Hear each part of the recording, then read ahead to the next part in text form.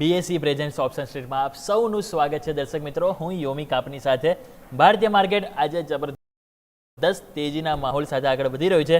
તમે નજર કરો તો સેન્સેક્સમાં આપણને જે રીતે આજે મોમેન્ટમ જોવા મળી રહ્યું છે, ઓલમોસ્ટ 250 પોઈન્ટની તેજી સાથે સેન્સેક્સમાં આપણને જોવા મળશે 78,500 ને પાર આજે આપણને કારોબાર જોવા મળી રહ્યો છે। તો આપણી સાથે જેફ ફિનસાઉથી વરુણ પટેલ આપણી સાથે જોડાયેલા છે। તો વરુણ સર, તમારી પાસે એવું લઈને આવવા માંગીશ કે જે રીતે માર્કેટમાં મોમેન્ટમ જોવા મળી રહ્યું છે, એક વખત સર સેન્સેક્સના લેવલને જોઈ લઈએ, કયા લેવલ છે કે જે તમે અહીંયાથી વોચ આઉટ કરવા માટે સલાહ આપશો અને શું સેન્ટિમેન્ટ આપ અહીંયાથી જોઈ રહ્યા છો સર?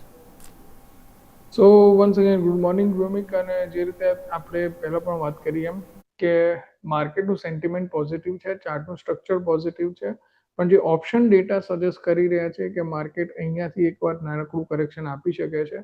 સો જે રીતે મેં પહેલા પણ કહ્યું એમ કે જ્યાં એક સર્ટેન લેવલ ક્રોસ નથી કરતું માર્કેટ, ત્યાં સુધી હું હાલ તેજી માટેનું એક્સપેક્ટેશન નથી રાખતો। સો સેન્સેક્સમાં મને એ લેવલ લાગે છે 78,600। સેન્સેક્સમાં 78,600નું લેવલ જો ક્રોસ થાય છે અને 10 મિનિટથી વધારે સસ્ટેન કરે છે તો પછી માર્કેટમાં એક સારી એવી શોર્ટ કવરિંગ રેલી આવવાના ચાન્સીસ વધી જાય છે। પણ જ્યાં સુધી એ લેવલ નથી આવતું ત્યાં સુધી મને એવું લાગે છે એકવાર માટે મંદીના ચાન્સીસ છે। સો દેટ્સ વાય હું એવું કહીશ કે તમે સેન્સેક્સમાં પણ આ મંદીનું તમે કરી શકો છો। 78,400નો તમારો પુટ જે છે આ 9 જુલાઈની એક્સપાયરીનો તમે લઈ શકો છો। 265 રૂપિયા આજુબાજુ ટ્રેડ થઈ રહ્યો છે। મારા હિસાબથી 200 રૂપિયાના સ્ટોપ લોસની સાથે તમે એમાં બાય કરી શકો છો પુટ 78,400નો। અને ઉપરમાં મને લાગે છે એના લેવલ 500 રૂપિયા સુધીના લેવલ આવી શકે છે। ઓકે, તો સેન્સેક્સમાં અહીંયા ખાસ કરીને જેમ સર કીધું એ પ્રમાણે થોડું પ્રોફિટ બુકિંગ શક્ય છે। તો 78,400ને જે હાલ પુટ 260 રૂપિયા આજુબાજુ છે એને અહીંયાથી ખરીદવાની સલાહ બની રહી છે અને ટાર્ગેટ સ્ટોપ લોસ બંને આપણે ધ્યાન પર રાખીશું। તો આવો દર્શક મિત્રો, હવે વાત કરી લઈએ કે આજે જે રીતે મોમેન્ટમ આપણને જોવા મળી રહી છે, તો સ્ટોક સ્પેસિફિક વાત કરીએ। મારે વાત કરી રહ્યું છે કલ્યાણ જ્વેલર્સ। આજના દિવસે તમે નજર કરો તો આપણને કલ્યાણ જ્વેલર્સમાં જે રીતે મોમેન્ટમ જોવા મળે છે, ઓલમોસ્ટ 7% તમે જુઓ તો સ્ક્રીન ઉપર તમને જોવા મળશે 355 રૂપિયા નજીક આપણને કારોબાર જોવા મળી રહ્યો છે। અને અહીંયા જે પણ ખ્યાલ છે કે બિઝનેસ અપડેટ આવે, બિઝનેસ અપડેટ બાદ આ પ્રોફિટ બુકિંગ આવ્યું છે। તો આ કલ્યાણ જ્વેલર્સ છે, તમારી પાસે લઈને આવવા માંગીશ વરુણ સર, કઈ રીતે જોઈ રહ્યા છો બિઝનેસ અપડેટ બાદ એક ઓલમોસ્ટ 7%નું કરેક્શન જોવા મળી રહ્યું છે, તો આ ઘટાડા બાદ ફર્ધર શું વધારે વીકનેસ અહીંયા જોવા મળી રહ્યા છે કે બાયો ડિપ્સ આપણે કરવું જોઈએ સર?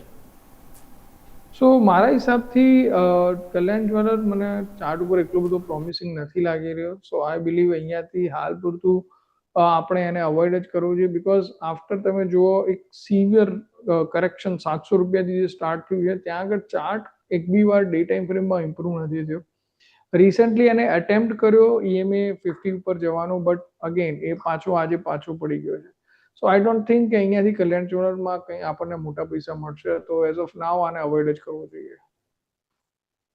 ઓકે, અવોઇડ કરવાની સલાહ બની રહી છે, જેને આપણે ધ્યાન પર રાખીશું। નેક્સ્ટ કાઉન્ટર મારે વાત કરવી છે તો એ છે સોલાર ઇન્ડસ્ટ્રીઝ। અહીંયા પણ તમે જુઓ જે રીતે આજે આપણને પ્રોફિટ બુકિંગ જોવા મળે છે, ઓલમોસ્ટ 4% સ્ટોક તમે જો અત્યારે આપણને ડાઉન સાઇડ 17,800 રૂપિયા ઉપર જોવા મળી રહ્યું છે। તો આજના ઘટાડા બાદ સર શું હજુ પણ આપણને અહીંયાથી વીકનેસ લાગે છે?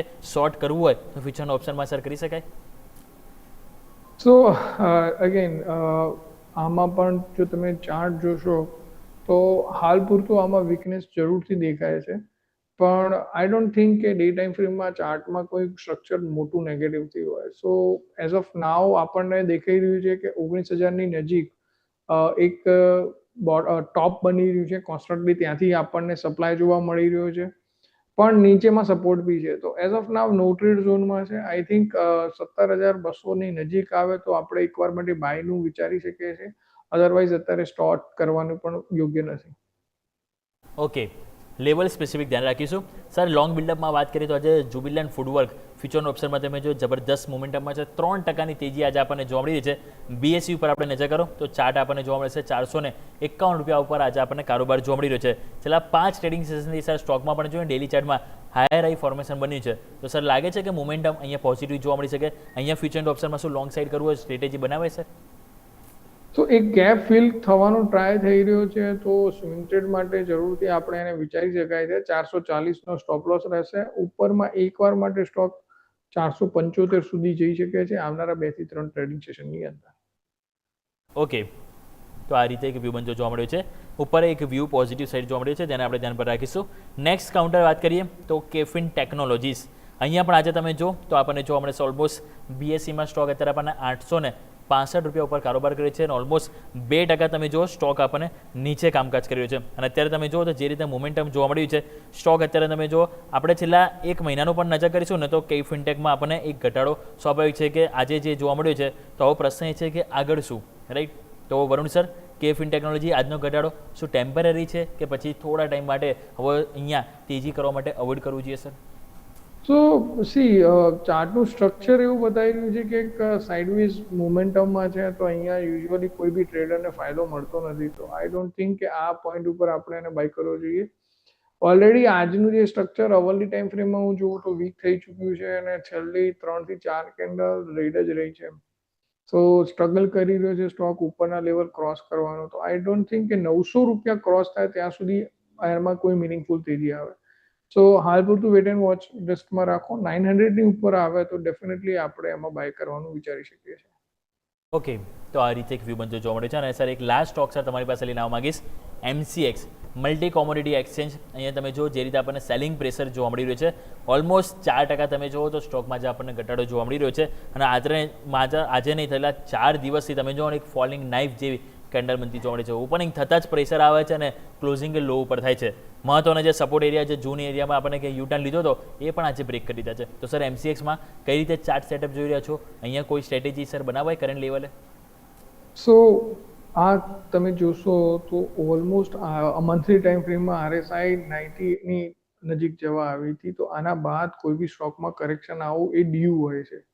તો યુઝ્યુઅલી આપણને આ લેવલના કરેક્શન જોવા મળે જ છે. તો મારા હિસાબથી કમ્પ્લીટલી અવોઇડ કરવું જોઈએ. શોર્ટ કરવા માટેનો મોકો છે, બટ અવરલી ટાઈમ ફ્રેમમાં ઓલરેડી ઓવરસોલ્ડ ઝોનમાં જતો રહ્યો છે. તો હાલ પૂરતું શોર્ટ ના કરીએ, વેટ એન્ડ વોચ. દરેક વધારે અને શોર્ટ કરવાનો એક ચાન્સ છે, કેમ કોઈ ડે ટાઈમ ફ્રેમમાં EMA 2050નું નેગેટિવ ક્રોસઓવર ગઈકાલે થઈ ગયું છે.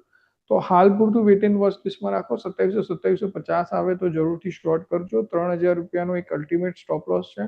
જ્યાં સુધી 3000નું લેવલ ફરીથી ક્લેમ નથી કરતો સ્ટોકના નીચે જવાના ચાન્સીસ મેક્સિમમ છે. અને નીચેમાં એકવાર માટે સ્ટોક 2200 થી 2000ના લેવલ બતાવી શકે છે આવનારા 1 થી 2 મહિનાની અંદર. ઓકે, નીચેની તરફ આપણને 2200-2000 સુધીના પણ લેવલ જોવા મળી શકે છે. MCX અહીંયા આપણને વ્યૂ નેગેટિવ સાઈડ બનતો જોવા મળે છે. શોર્ટ કરવાની સલાહ આપી રહી છે, ધ્યાન પર રાખીશું. તો દર્શક મિત્રો, આપણે વાત કરી આપણી ખાસ રજૂઆત BSE પ્રેઝન્ટ્સ ઓપ્શન સ્ટ્રીટ પર.